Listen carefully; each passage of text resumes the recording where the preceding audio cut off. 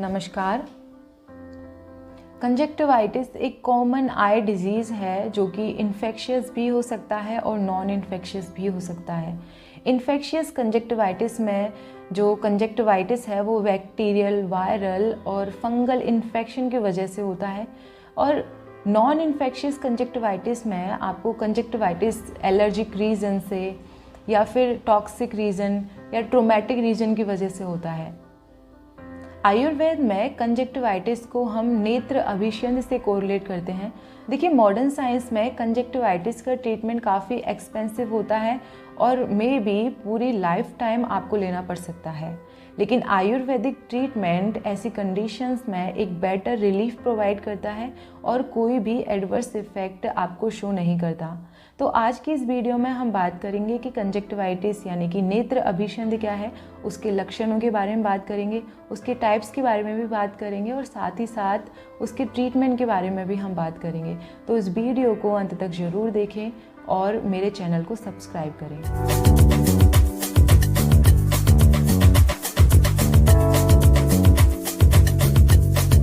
हमारी आंखों में कोई भी डिसऑर्डर होता है तो सबसे पहले अभिष्यंद होता है। अब अभिष्यंद का क्या मतलब है? तो देखिए, अभिष्यंद दो शब्दों से मिलकर बना होता है, अभि प्लस चंदन। अभि मीन्स एक्सेसिव, चंदन मीन्स सिक्रेशन।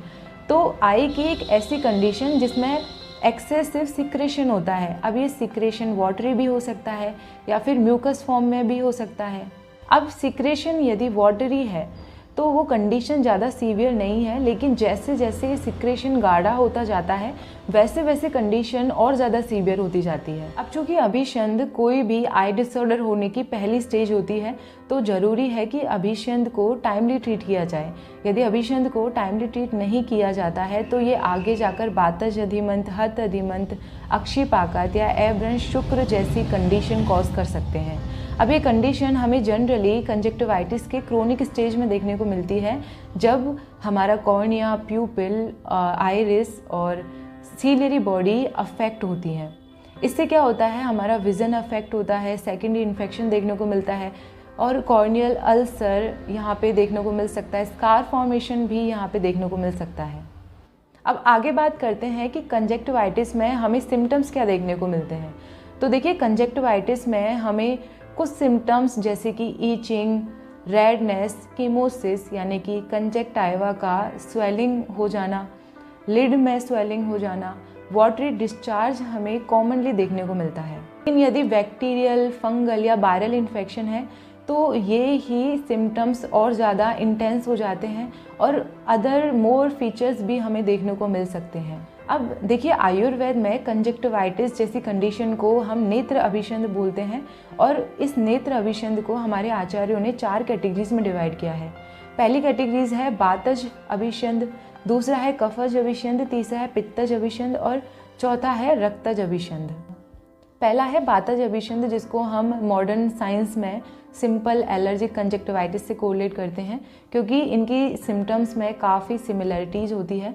तो देखिए, बातज अभिष्यंद के कुछ लक्षण हैं जैसे कि आँखों में सुई के चुभने जैसी पीड़ा होती है, आँखों में किरकिरापन महसूस होता है, बहुत ज़्यादा ड्राइनेस आँखों में होती है, वाटरी डिस्चार्ज आँखों से होता है। इसके अलावा माइल्ड कीमोसिस भी यहाँ पे हमें देखने को मिलता है। दूसरा कफज अभिष्यंद। तो देखिए, कफज अभिष्यंद में आंखें भारी भारी लगती हैं पेशेंट को, आँखों को खोलने में बहुत ज़्यादा डिफ़िकल्टी महसूस होती है, ईचिंग यहाँ पे हमें देखने को मिलती है।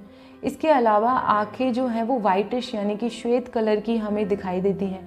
पेशेंट को गर्म चीज़ें खाने की इच्छा होती है और जो इसमें डिस्चार्ज होता है वो मिल्की स्कैंटी डिस्चार्ज होता है यानी कि समथिंग वाइट कलर का यहाँ पे हमें डिस्चार्ज देखने को मिलता है।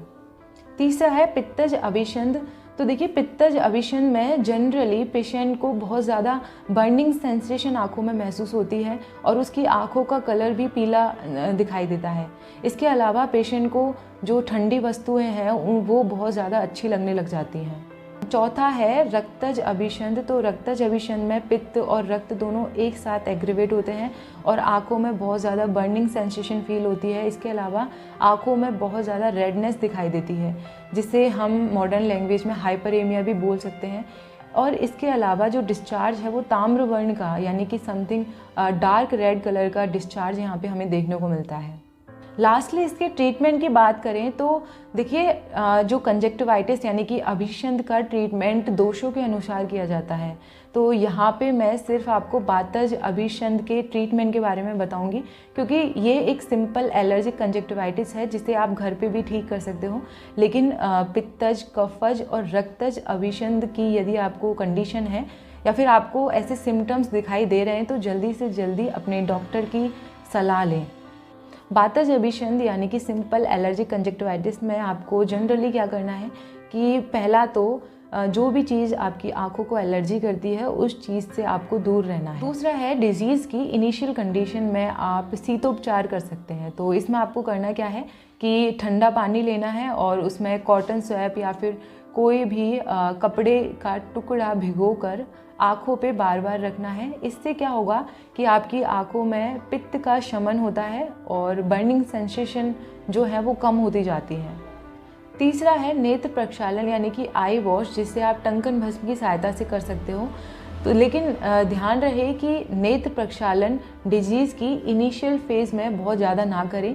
नेत्र प्रक्षालन ओनली डिजीज़ की जीर्ण अवस्था यानी कि जब डिजीज़ को 3 से 4 दिन हो जाएं तब ही करना है। चौथा है नेत्र परिक्षेक भी आप कर सकते हो। तो ये जो नेत्र परिक्षेक है ये काफ़ी हद तक अभिशंध के सिम्टम्स को रिड्यूस कर देता है और एक बहुत ही अच्छा रिजल्ट आपको शो करता है। तो इसको करते कैसे हैं? तो इसके लिए आपको क्या करना है कि आपको 8 भाग दूध लेना है और उसका 4 गुना पानी लेना है और आपको 1 भाग सैंधव लवण भी लेना है। अब इस पानी और दूध को उबालें जब तक कि वो 1/8 रिड्यूस ना हो जाए। अब इसमें आपको सैंधव लवण मिला देना है और आँखों पे इस तरीके से पोर करना है। इस प्रोसेस को यदि आप 5 से 7 दिन तक डेली करते हो तो ये प्रोसेस आपको बहुत ही अच्छे रिजल्ट शो करेगी। 5वां आप आँखों का मृदुशोधन भी कर सकते हो। तो ये मृदुशोधन आपको डिजीज़ के 3 या 4 दिन के बाद ही करना है। तो इसमें आपको क्या करना है कि गुनगुने पानी में कॉटन स्वैप को भिगो के आँखों पे बार बार लगाना है। लेकिन ध्यान रहे कि पानी गुनगुना होना चाहिए। अगर ज़्यादा गर्म होता है तो ये आपको फर्दर कॉम्प्लिकेशन कॉज कर सकता है। छठा, आप नेत्र बिंदु आई ड्रॉप का भी यूज कर सकते हो। ये आई ड्रॉप आपके आँखों के पेन, ईचिंग या सिक्रेशन, अभिशंध, बहुत ज़्यादा बर्निंग सेंसेशन को कम करने में बहुत ही लाभकारी है। इसके अलावा आप बिल्वादी आश्वातन का भी प्रयोग कर सकते हो। अब आश्वातन है ये जनरली आई ड्रॉप ही है। तो ये बिल्वादी आश्वातन है, ये बादशामक होता है, पेन को कम करता है और इसके अलावा ये हमारे कॉर्निया, स्क्लेरा इनसे होते हुए हमारे सिस्टेमिक सर्कुलेशन में भी आता है और हमारे सिस्टेमिक सर्कुलेशन में आके वात को कम करता है। तो इसके लोकल इफ़ेक्ट भी हैं और सिस्टेमिक इफ़ेक्ट भी हैं। तो यदि आपको वीडियो पसंद आई हो तो मेरे चैनल को सब्सक्राइब करें, लाइक करें, शेयर करें। Thank you for watching.